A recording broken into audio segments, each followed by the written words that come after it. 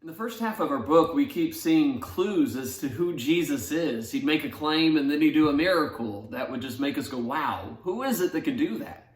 Caesar couldn't do that. Nobody else could do that. I couldn't do that.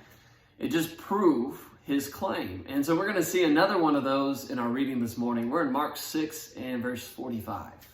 Immediately, he made his disciples get into the boat and go before him to the other side, to Bethsaida, while he sent the multitude away. And when he had sent them away, he departed to a mountain to pray. Now when evening came, the boat was in the middle of the sea, and he was alone on the land. Then he saw them straining at rowing, for the wind was against them. Now about the fourth watch of the night, he came to them, walking on the sea, and would have passed by them. And when they saw him walking on the sea, they supposed it was a ghost, and they cried out. For they all saw him, and were troubled. But immediately he talked with them and said to them, "Be of good cheer, it is I, do not be afraid." Then he went up into the boat to them, and the wind ceased, and they were greatly amazed in themselves beyond measure, and marveled, for they had not understood about the loaves, because their hearts was hardened. Jesus sends his apostles ahead of him across the sea, but he goes up on top of this mountain to pray.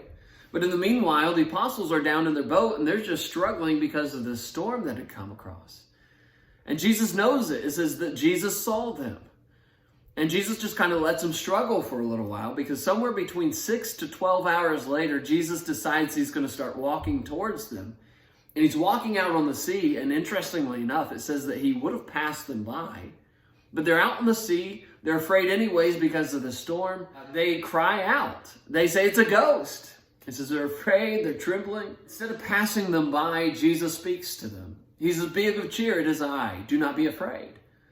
And something gets lost in translation here. When he says, "it is I," what he really says is, "I am."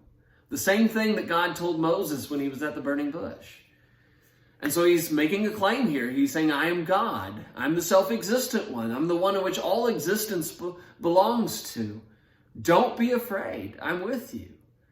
It says he gets into the boat and the winds cease, and Mark describes the apostles as unraveling here. It says that they were amazed beyond measure and they marveled.